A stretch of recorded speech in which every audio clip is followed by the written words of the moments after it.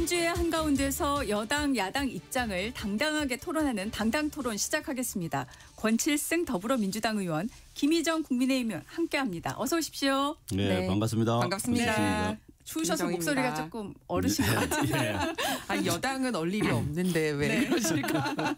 저희는 요즘 아침마다 규탄대회 가느라고 손도 얼고 마음도 얼고. 네. 따뜻하게 입고 나가셔야 될 것 같습니다. 네. 오늘 아침에 일단 아랍에미리트 정상회담 소식이 들어와서 이거 관련해서 질문을 시작해 보도록 하겠습니다. 아랍에미리트에서 정말 예우를 굉장히 극진하게 했더라고요. 네, 국빈 방문이라서 더 신경을 쓴 것 같은데요. 이 지금 결과 내용을 좀 보면은 특히 7개 분야 방산을 포함해서 협력에 대한 그 합의가 이루어진 것 같습니다. 이번 대통령 순방 외교 어떻게 보고 계신지 권칠승 의원님 먼저 말씀해 주시겠습니까? 네, 이번에 이제 두 정상이 선언문도 발표하고 했죠. 네, 했는데 그 내용을 보면은 우선 특별 전략적 동반자 관계를 더 심화하겠다. 그리고 뭐 100년 동맹이다 이런 이야기도 있고요. 그리고 산업 분야별로 또 좀 구체적인 성과들도 있습니다. 이제 제일 대표적인 게 이제 방산 수주 150억 불 이상 기대한다 이런 내용이 있었는데 특히 그 아랍에미레이트가 방산 관련해서 아주 관심을 많이 보인 게 좀 독특해 보입니다. 특히 이제 과거 이제 아크 부대라든가 또 바라카 원전 이런 것 때문에 UAE하고 한국과의 관계는 나름 이제 다른 중동 국가들에 비해서는 굉장히 긴밀한 관계라고 보고 있지 않습니까? 또 최근에 중동 정세가 굉장히 불안하고 일촉즉발의 상황들이 많고 실제로 많은 또 전쟁들이 뭐 벌어지고 있고 아직까지도 정리가 안 돼 있지 않습니까? 그렇다 보니까 아마 UAE가 이런 그 방산 관련 국방 관련 신경을 많이 쓰는 것으로 보입니다. 그래서 특히 또 한국의 방산 산업, 한국에서 만든 여러 가지 무기 체계들이 좋은 평가를 받고 있기 때문에 이번 계기로 한국 방산 특히 방산 산업에 이 큰 계기가 될 것이라 기대하고 있고요. 또 그 이외에도 뭐 메디칼 관련이라든가 여러 가지 보건 관련도 중동에 진출할 수 있는 그런 좋은 계기가 되었으면 좋겠습니다. 네, 김희정 의원님은 어떻게 보셨습니까? 네, 일단 정상회담에서 MOU 7건 체결한 부분에 대해서는 환영합니다. 좀 전에 권칠승 의원님도 말씀을 하셨고 현장에서 이 대통령도 말씀을 하신 분입니다. 양국 간 협력은 바라카 원전 사업하고 아크 부대로 명확하게 특정 지어진다라고 말씀을 하셨거든요.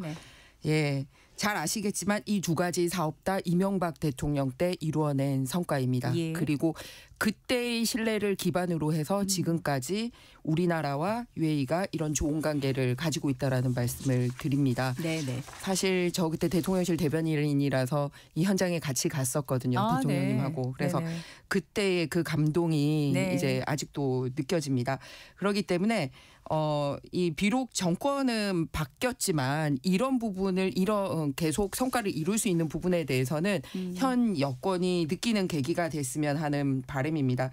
특히 원전 사업과 관련돼서는 바라카 원전의 모든 호기가 성공적으로 운영되고 있는데 이 협력 모델이야말로 양국 간 파트너십이 공고 유지되게 하는 근간이라고 환영 인사를 이제 무하마드 대통령이 언급을 하고 이런 부분이 있습니다. 그렇기 때문에 우리에게 주는 메시지를 가지고 단순하게 MOU 체결뿐만 아니라 국제사회와 이 국내 에너지 시장에서 나갈 바에 대한 방향도 보여주지 않나 이렇게 생각을 합니다. 왜 그러냐면요. 올해 예산을 편성할 때 딱 1년 전에 이번에도 언급되고 있는 SMR 예산, 소형 모듈 원자료 연구개발 예산을 민주당은 감액 예산으로 계속 강조를 해서 저희가 원하는 만큼 들어가지 못했던 바가 있습니다. 그런데 이번에 굉장히 근간이 된 거에는 이 SMR을 비롯해서 원자력이 근간이 됐기 때문에 계속해서 원자력은 포기를 하고 이렇게 재생에너지에만 의존하는 국내 에너지 사업 부분에 있어서도 한번 되돌아보는 계기가 되었으면 하는 바람입니다. 네, 알겠습니다. 나중에 원전에 대해서도 한번 토론하는 시간이 있었으면 좋겠습니다. 네, 그 주제도 한번 마련해 보도록 하겠습니다. 지금 대장동 항소 포기에 대한 그 논란, 공방이 계속되고 있는데 검사장들 집단 반발한 검사장들에 대한 평검사 인사조처 방안을 두고 논란입니다. 지금 두 분의 지검장들이 사의를 표명을 했는데요. 검찰이 계속 줄사태가 있을까요? 없을까요? 어떻게 보십니까? 김희정 의원님 어떻게 보십니까? 일단은 검찰이 줄사태를 하느냐 마느냐를 놓고 보는 게 아니라 예. 이렇게 검찰들이 문제 제기를 하는 부분에 대해서 예. 현 여권이 항명이라고 규정한 것부터가 잘못됐고 철회를 해야 된다라고 생각을 합니다. 예. 왜냐하면 항소 포기 그리고 항소 포기로 인한 부당이득 범죄 수익 환수가 사실상 포기가 된 거거든요. 그런 부분에 대해서 외압이 없었다라고 얘기를 하면서 항명이라고 얘기하는 것 자체가 서로 말이 안 맞다라는 거죠. 즉 항소 포기하라고 명령을 한 적은 없다고 얘기를 하면서 그게 잘못됐다고 얘기하는 부분에 대해서는 항명이라고 얘기를 하는 것은 서로 악의가 맞지 않다. 그러면서 왜 모든 담당 검사와 일선의 지검장, 지청장들이 이 내부망의 얘기를 한 거거든요. 두 가지입니다. 결론은 하나는 경위가 어떻게 됐는지 궁금하다. 왜냐하면 이 부분은 지난 사건에 대한 이 사실관계 규명도 되지만 앞으로 검찰이 일을 하는 데 있어서도 과연 옳은 절차인지를 보기 위해서 경위에 대해서 설명해달라는 거 하고요. 예. 그리고 두 번째는 어떤 법리적 근거가 있는지 두 가지에 대한 게 궁금하다. 당사자들에게 설명해달라라고 얘기를 하는 부분인데 그걸 가지고 항명 운운하기 때문에 그거를 철회를 하는 게 더 먼저지 않나라고 생각을 합니다. 그게 되지 않으면 네. 뭐 그만두는 사람도 생길 뿐더러 실제로 앞으로 검찰이 이 범죄 수익을 환수하거나 소위 나쁜 일 하는 사람들 벌 주는 거에 대해서 어떻게 해야 되는지에 대한 근간이 흔들리지 않습니까? 그래서 단순하게 몇 명 그만두고 인사 조치의 문제는 아닌 것 같다라고 생각합니다. 네, 권칠승 의원님 어떻게 보십니까? 뭐 사표를 내는 거는 어제부로 조금 잦아들었죠. 네, 뭐 그렇게 뭐 잦아들 것이라고 봅니다. 그런데 네. 이 최근에 이 검찰의 집단 행동 이런 네. 것들은 대장동 재판이 어떤 성격의 재판인가에 대한 기본적인 인식을 가지고 바라봐야만 이게 오해가 없고 정확하게 이해할 수가 있습니다. 네. 원래 이 대장동 개발은 100% 민간 사업으로 개발될 예정이었습니다. 예. 그렇다가 이게 그때는 이제 이재명 성남시장이 아니었죠. 이재명 성남시장이 취임하고 나서 100% 공공 개발로 추진을 하려다가 당시 국민의힘 그 의회가 다수인 성남시 의회에서 50대 50으로 결정을 한 겁니다. 네. 민간 대 공공. 네. 그러고 나서 성남시에서 5천억 상당의 공공 기부를 요구를 하고 이러니까 그 대장동 그 개발 일당들이 이재명은 공산당이다 이런 식으로 이제 비난하고 이런 것까지 다 알려졌지 않습니까? 네. 그렇기 때문에 지금 자꾸 이재명 대통령을 이 항소를 포기함으로써 무슨 이득이 되는 것처럼 이야기하는데 네. 아무리 논리적으로 생각해도 그 이득 볼 게 없습니다. 기본적으로. 그다음에 특히 이제 환수 부분은 더 심한데요. 이 네. 부분은 대법원까지 가더라도 이길 가능성이 없습니다. 그런데 왜 자꾸 하자고 하느냐. 이 상태를 결정하고 싶지 않은 사람들이 지금 검찰 내에 있다. 저는 이렇게 봅니다. 네. 그러니까 이게 무슨 말이냐면 이게 조작 기소에 의한 재판 이런 측면이 지금 1심 판결에서 이게 확인이 된 거거든요. 네, 네. 그러니까 이걸 받아들이지 못하는 것이죠. 이걸 받아들일 때 자신들의 치부가 드러나는 것입니다. 네. 즉 다시 말하면 이 수사의 본질은 정적 죽이기이고 그것을 위해서 조작 기소를 한 것이죠. 이런 네. 측면들이 이제 확정되는 것을 두려워한다. 저는 기본적으로 그렇게 봅니다. 예, 예. 그래서 그거에 대한 반발 이게 이제 집단 행동 집단 사표 이런 걸로 지금 나타나고 있다 이렇게 봅니다. 그래서 네. 이 재판을 계속 끌고 가서 어떤 이득을 보는 사람들 그러면 저는 그 2차 수사팀에 들어가 있던 사람들이라고 봅니다. 네. 이게 이제 1차 수사팀이 있고 2차 수사팀이 있었잖아요. 예, 예. 이번 재판 결과는 사실상 1차 수사팀에 손을 들어준 겁니다. 1차 수사팀은 680억 플러스 알파 정도다라고 네. 했고 이번 재판부는 1128억이라고 했는데 이 부분이 윤석열 검찰에서는 이렇게 주장했어요. 7,800억의 부당이득을 주장했어요. 그런데 이게 네. 사실 근거가 검찰에서 주장하는 것밖에 없거든요. 네. 그다음에 이 환수 부분에 대해서 정확하게 봐야 되는 게 죄송합니다. 이 공직자 이해충돌 방지법이 무죄가 났기 때문에 네. 항소를 안 함으로써 다툴 수 없게 돼서 대장동 일당이 7,800억의 부당 그 범죄 수익을 전부 다 가져가게 됐다. 지금 이렇게 주장하고 있거든요. 검찰은. 근데 7,800억이라는 금액 자체도 특정할 수 없을 뿐만 아니라 그게 이제 그 법원의 판단이죠. 뿐만 아니라 공직자 이해충돌 방지법에 대해서는 증거를 배제했고 그다음에 그 비밀 이용 행위가 없었다. 그리고 공소시효가 이미 지났다 해서 이거는 대법을 가도 이길 수가 없는 겁니다. 그러니까 이런 측면에서 왜 이렇게 명확하게 판단이 났는데도 불구하고 왜 자꾸 항명을 하고 집단 행동을 하고 하는가. 그 이면을 볼 필요가 있다. 그 이면은 바로 이 정적 죽이기 수사 본질을 가리기 위한 네. 자신들의 어떤 방어 수단에서 하는 것이다. 저는 네네. 그렇게 봅니다. 네, 김희정 의원님 지금 이제 사건의 본질 부분을 지금 얘기를 하셨는데요. 이 부분에 대해서 반론 있으시면 해주시죠. 네, 대규모 개발 비리죠. 예, 그래서 대규모 개발 비리를 통해서 민간 업자들은 7,800억대의 부당이득을 가져가고 공공인 성남시 도시개발은 4,800억대의 손해를 본 사건입니다. 그리고 명확하게 당군 이래 최대 치적이라고 당시 이재명 성남시장이 본인 입으로 자랑했던 것입니다.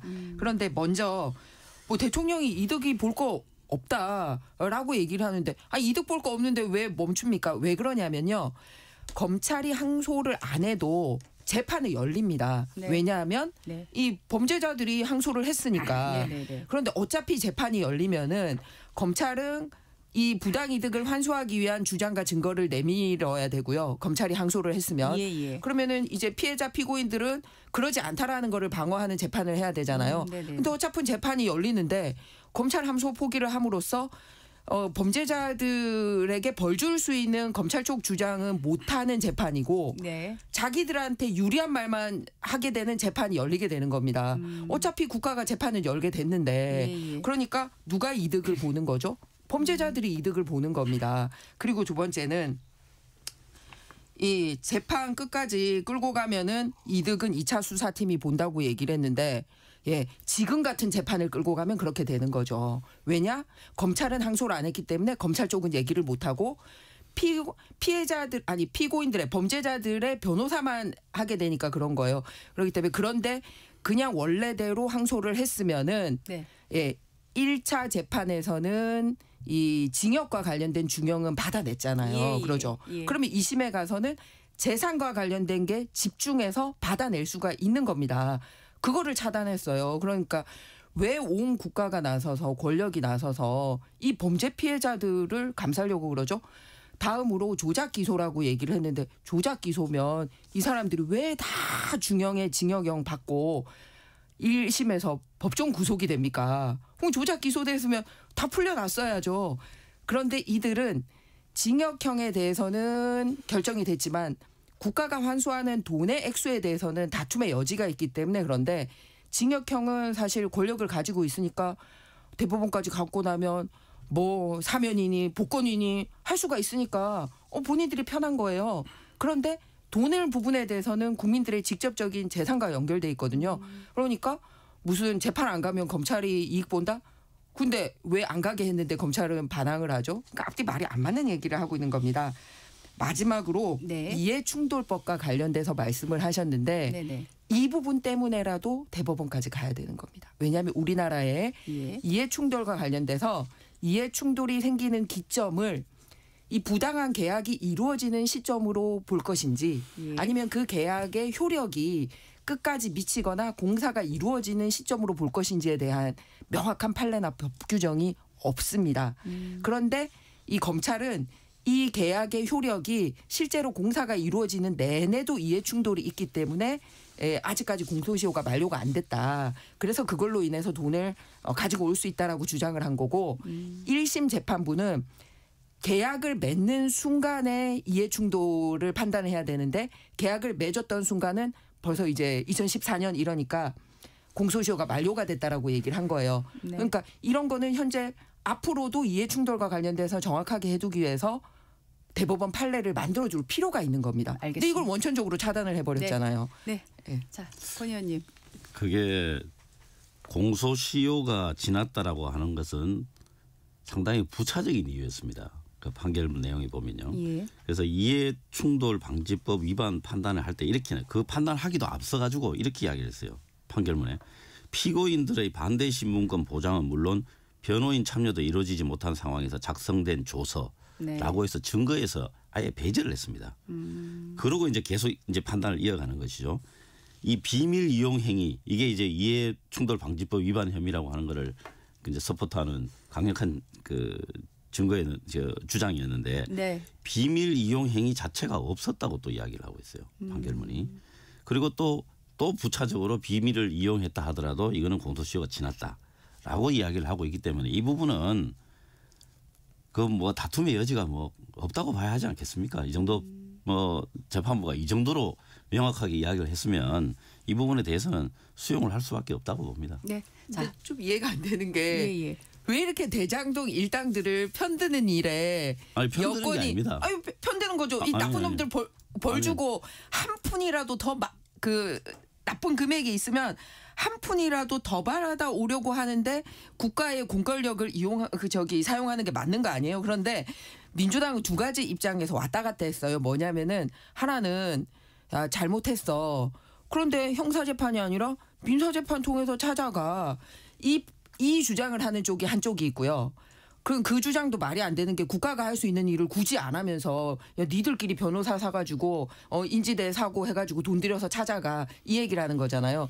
그래서 그것도 말이 안 맞고 두 번째는 해봐야 실익이 없어라고 얘기하는 쪽은 뭐냐면은 자꾸 이들의 범죄 수익 계산을 줄여서 얘기해 주려고 그래요. 근데 왜냐하면 가져간 수익은 명확한데 뭐를 범죄 수익으로 보고 뭐를 정당한 수익으로 보느냐에 그 차이가 있는 거거든요. 근데 대장동 일당들이 돈 벌어간 건 사실이잖아요. 그죠? 그런데 그들의 수익을 정당한 수익으로 자꾸 인정해 주는 쪽으로 얘기를 하고 있는 거예요. 그게 좀 납득하기가 힘듭니다. 네. 아니요. 저는 뭐 대장동 일당들 얼굴 한번 본 적도 없어요. 전부 다. 그런데 제가 편들 이유가 전혀 없습니다. 그러니까 편들지 마십시오. 편 안 들어요.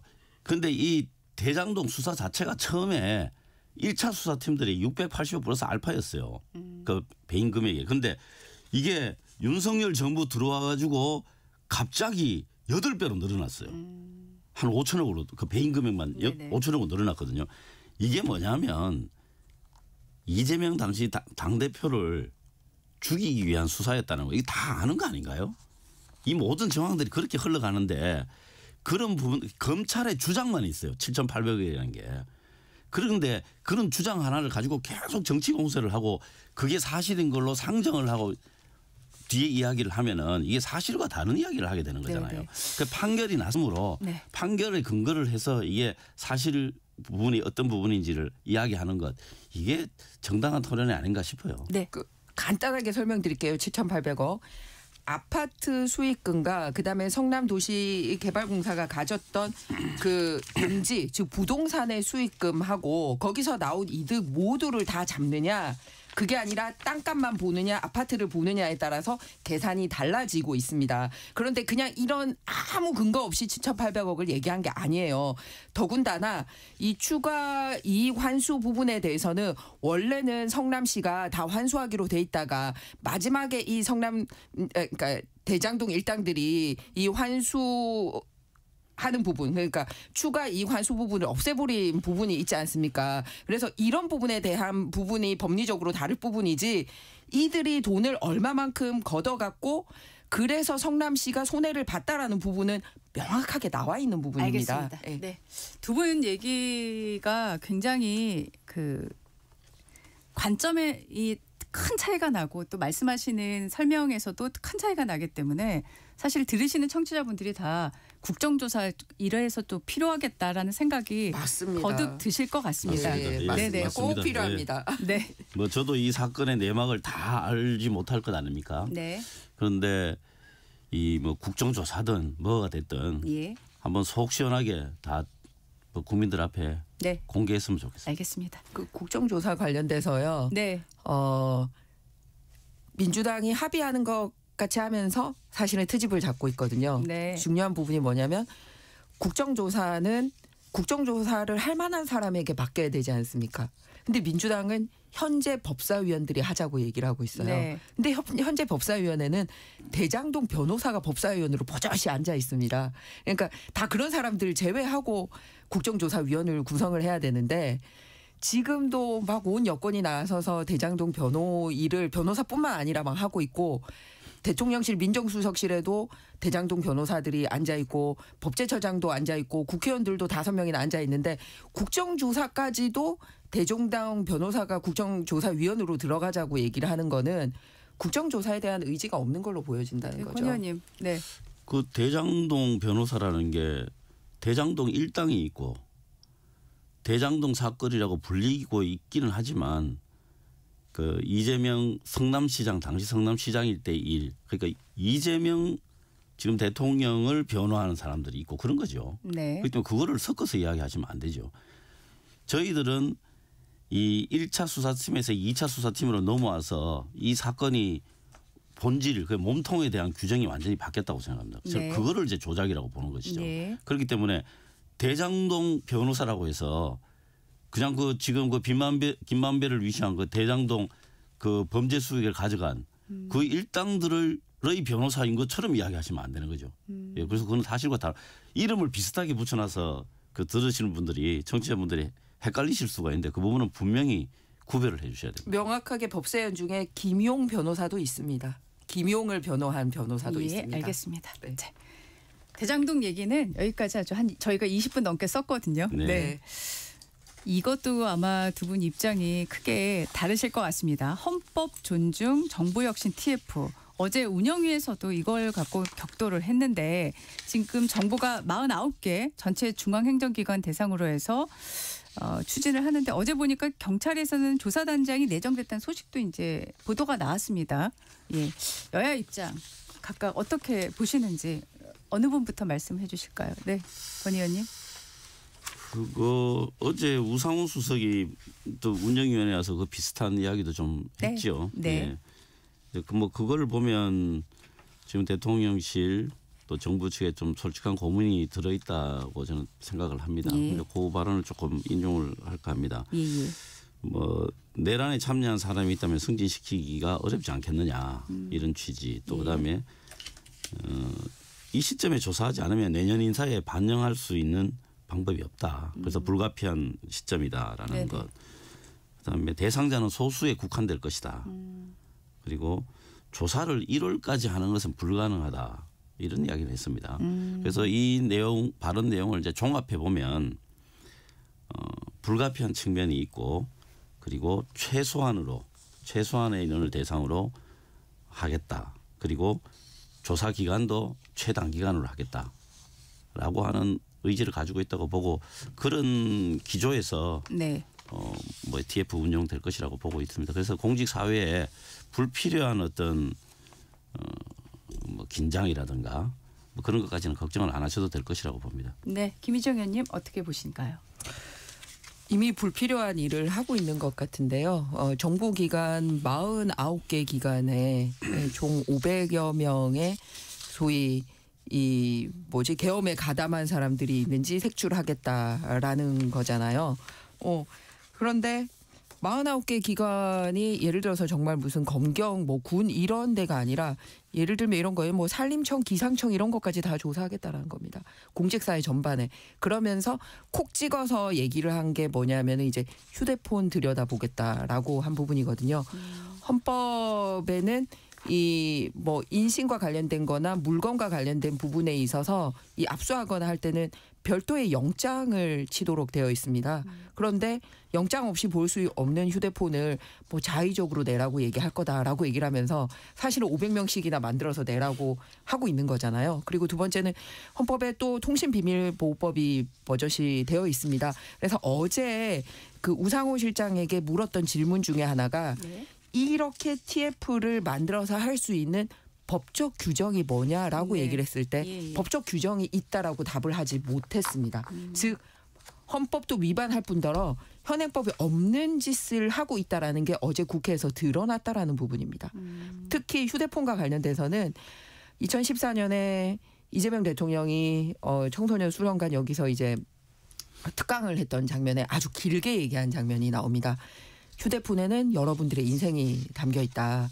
어디서 누구와 무엇을 어떻게 대화했는지 등등 다 나오기 때문에 절대 휴대폰 뺏기지 말라.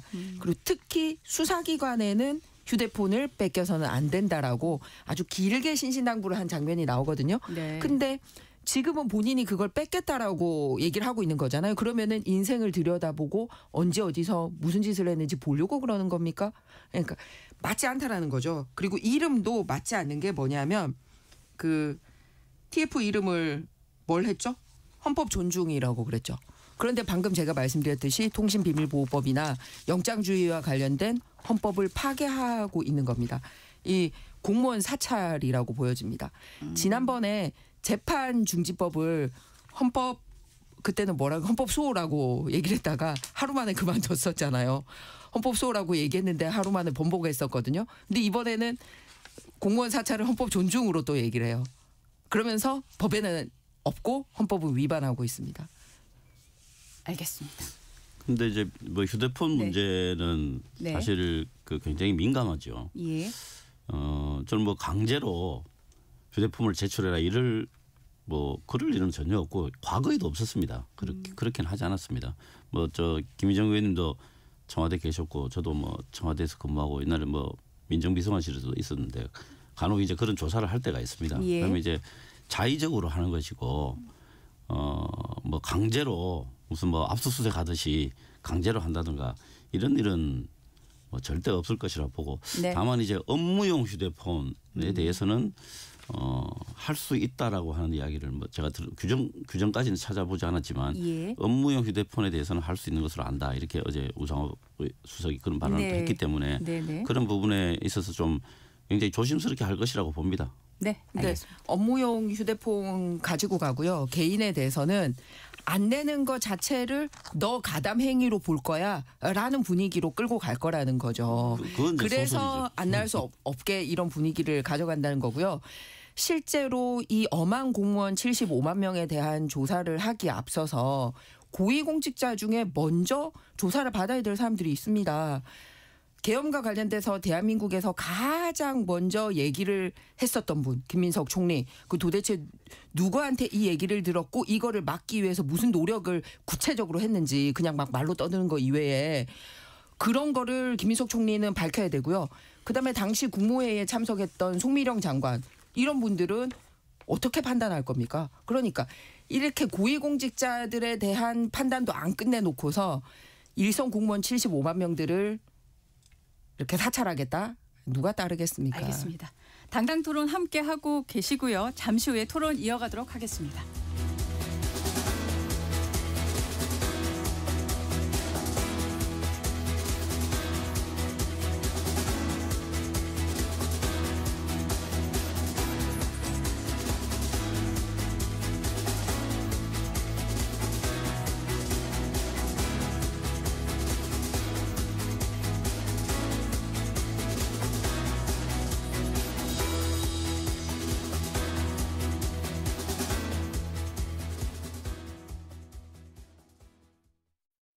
잠시 후 8시 반부터 일부 지역국에서는 해당 지역 방송을 보내드립니다.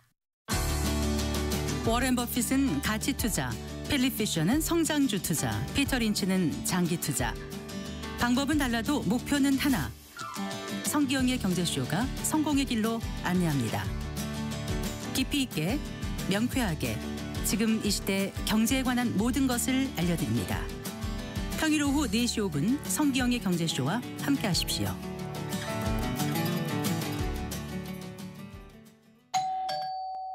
편지 왔습니다. 퇴근길 지친 당신에게 힘이 되는 뉴스를 전해드립니다. 매일 저녁 5시 5분 당신과 함께 읽는 세상 이야기 KBS 1라디오 뉴스레터 K. 지금 시각은 8시 30분입니다. KBS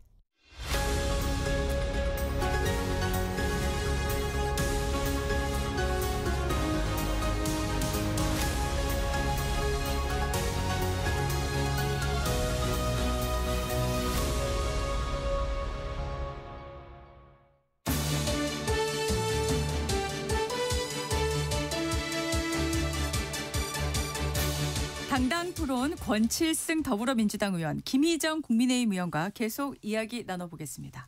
자, 2부 질문으로는 첫 질문을 이거로 준비해봤습니다. 어제 국회 운영위에서 정부 부동산 정책에 대한 질의 가운데 김용범 정책실장이 딸의 전세 관련을 지적한 김은혜 국민의힘 의원을 향해 격하게 반발하는 상황이 나왔는데요. 자, 이거 어떻게 보셨습니까? 저부터 할까요? 네. 네.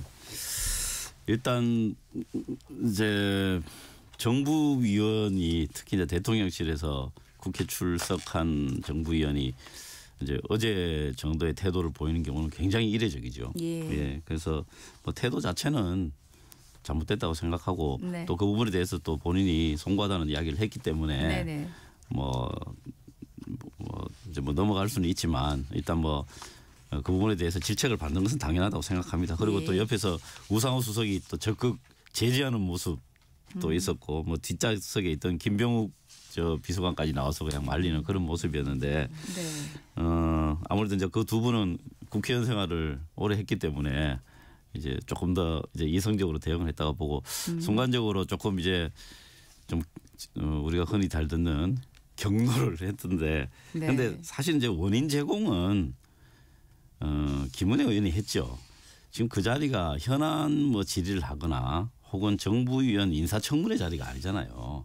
그래서 전혀 시간과 장소에 맞지 않은 질문을 했기 때문에 그 매우 부적절한 질의였다고 생각합니다. 그래서 뭐 상호 상성 관계를 좀 했는데 앞으로 국회에서 이런 모습은 보이지 않도록 해야 된다고 보고요. 단지 이제 그런 식의 질문을 하는 거는 이게 전형적인 정치 공세입니다. 그렇기 때문에 그런 부분들은 좀 자제하는 게 국회의원들 입장에서도 자제하는 게 맞다고 생각합니다. 네, 김 의원님.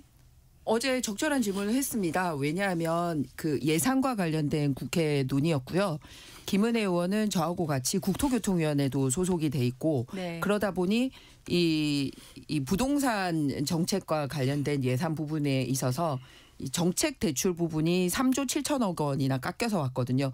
근데 이제 국토교통부 장관만 관여를 하는 게 아니라 이런 부분은 이제 금융위원회라든지 특히 청와대 정책실장 어제 화를 낸 김용범 정책실장 주도하에 이렇게 이루어진 거기 때문에 그 방향에 대한 얘기를 한 거였습니다. 무슨 말이냐면 정책 대출에 있어서 전세자금 대출 부분 등 해서 3조 7천억 원이나 깎았어요. 그런데 이제 임대주택 비용만 늘렸거든요. 그래서 뭘 얘기를 했냐면 따님 있지 않냐. 따님이 이렇게 그 전세 살지 않고 임대주택 들어가서 살면 좋겠냐라고 이제 본인의 딸로 치환해서 생각해 볼 수 있게 그런 질문을 한 거예요. 근데 딸이라는 단어만 나오자 막 부르르 떨면서 막 화를 낸 거예요. 그냥 일반 국민 얘기할 때는 그 정도 감흥이 없다가 자기 딸은 그 상상만 해도 기분이 나쁜 겁니까? 아니 그런 느낌으로 저기를 대했어야죠. 그래서 디딤돌 대출 부분이라든지 이런 부분이 다 막혀 있어요. 그래서 이번에 정부가 만든 부동산 대책은 뭐냐면 이 대출이 막히다 보니까 자산의 가치를 올리는 것, 즉 청약 당첨되고도 중도금을 못 내게 지금 발목 잡힌 사람, 그다음에 전세금이 없어서 전세는 못 들어가고 월세를 가거나 임대주택 가야 될 사람, 그리고 실거주 하면서도 이제 돈이 부족해가지고 대출이 부족해서 그 나머지 돈만큼 못 빌려가지고 실제 집을 못 사게 되는 사람, 이런 정책에 관련된 얘기를 한 거거든요.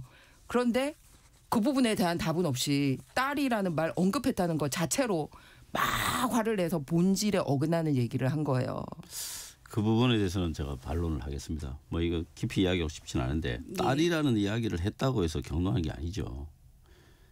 딸이 갭 투자를 했다라고 주장을 했기 때문에 김용범 실장이 그 화를 낸 거죠. 그래서 제가 뭐 아까 그런 이야기까지는 안 했지만 그 전혀 확인되지도 않은 그런 사실들을 그런 공식적인 석상에서 그 가족을 아주 직접 거명하면서 갭 투자를 했다라고 이야기를 했기 때문에 저는 뭐 일명 경로한 부분이 뭐 부적절하다고 하지만 생각하지만 그래도 일면 경로하는 거에 원인 제공을 충분히 했다라고 생각하고 있는 것입니다. 딸이 갭 투자했다고 질문하지 않았습니다. 아닙니다. 딸의 전세금은 누구한테서 왔냐라고 질문을 했고 김용범 실장에게는 갭 투자한 적 있냐고 물었습니다. 그렇기 때문에 그 혼용하지 마십시오. 왜냐하면 이상경 국토부 차관, 이어건 금융위원장, 이찬진 금감원장 모두 다 갭 투자를 한 사람이고 그리고 김용범 실장은 이 재건축 입주권 딱지 사가지고 실거주 안 하고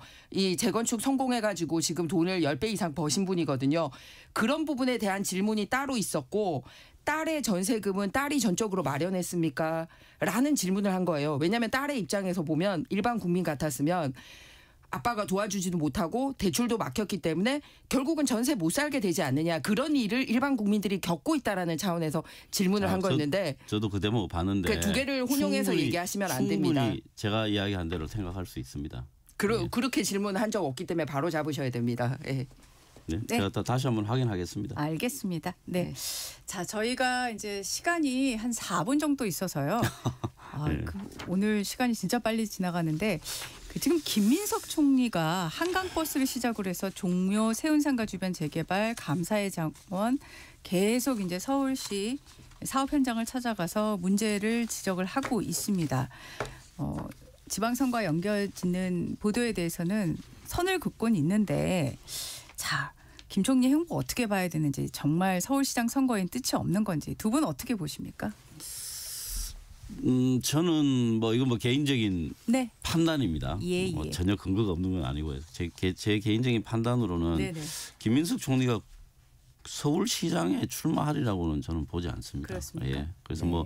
본인의 선거운동을 한다든가 이런 식으로 자꾸 프레임을 짜던데 그런 상황은 실현되지 않을 것이라고 봅니다. 네. 김 의원님은 어떻게 보세요? 저는 논란을 피해가려면 본인이 명확하게 국무총리직에 최선을 다해서 수행하겠다.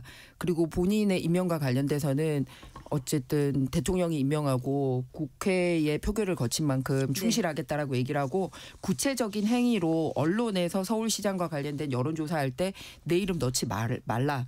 나 후보 아닌데 왜 내 이름 넣냐. 이렇게까지 해야지 명확해질 텐데 그냥 본인이 서울시장 후보로 계속 이름 거론되고 있는 거에 대해서 그냥 그대로 내버려 두고 있잖아요. 그러면서 국무총리의 집무실이 서울에 있지도 않은데 주로 서울에 머물면서 여기저기 서울시와 관련된 업무에만 참전을 하고 있는 모양새를 보이고 있으니 당연히 이상한 평가를 받는 거죠. 김민석 총리가 서울시와 관련된 일에 좀 강조해서 말씀하셨겠지만 이래만 하는 건 아니죠. 11월 달에 제가 대강 이렇게 봐도 인천, 울산, 원주, 부산 또 경기도 화성시 이렇게 아주 광폭 행보를 하고 있습니다. 네. 그중에 이제 서울시가 있는 거죠. 당연히 그리고 서울에서는 많은 회의가 있고 내각들이 그 서울에서 회의를 많이 합니다. 그렇기 때문에 서울에 머무르는 시간이 많은 건 당연한 것이죠. 네, 지금 김민석 총리뿐만 아니라 민주당에서도 최근 이제 서울시 관련한 사업들에 대해서 문제 제기를 계속하고 있는 거는 보도로 다 나오고 있지 않습니까? 이걸 이제 오세훈 서울시장에 대한 견제를 보면서 그만큼 민주당이 위기감을 드러낸 거다, 아니다, 이런 분석도 하는데요. 마지막으로 여기에 대해서는 어떻게 보시는지 자유롭게 좀 말씀을 해 주시죠. 저는 당연하다고 봅니다. 선거가 다가오면 언론들도 서울시와 관련된 일에 좀 더 주목을 하잖아요. 그거 마찬가지입니다. 그런 행보들이 그렇게 일정들이 생기기 때문에 그 자체를 가지고 뭐라고 하기는 좀 어렵고 단지 어떻게 보면은 그동안 오세훈 시장이 상당 기간 서울시장을 직을 수행하면서 해놓은 일들에 대한 어떤 평가 이런 것들이 자연스럽게 일어나고 있는 그런 시기다. 저는 그렇게 보고 있습니다. 네, 김 의원님 마지막입니다. 네, 여론조사에서도 오세훈 시장이 압도적으로 높게 나오고 있고 실제로 무슨 말로 이렇게 하는 게 아니라 방금 거론했듯이 일을 하고 있잖아요. 그러니까 딴 걸로 시비 못 거니까 일에 대한 흠집을 내려고 하는 것 같습니다. 그러면은 거기에 대한 반대적인 새로운 전향적인 거를 얘기를 해야 되는데 대법원 판례에서 괜찮다고 했던 것까지도 가서 시비 걸고 종묘 근처에서는 이런 식으로 트집을 잡고 있는 부분은 좀 적절하지 못한 것 같습니다. 그건 다른 이야기인데 그거는 절차에 대한 이야기였고 결과에 대한 이야기 아니었기 때문에 대법원 판례는요. 그건 또 반론의 여지가 있습니다. 네. 당당토론 오늘 여기까지 하겠습니다. 권칠승 더불어민주당 의원 김희정 국민의힘 의원과 함께했습니다. 장시간 고맙습니다. 네, 수고하셨습니다. 네, 좋은 하루 되세요. 네, 날씨 듣고 돌아오겠습니다.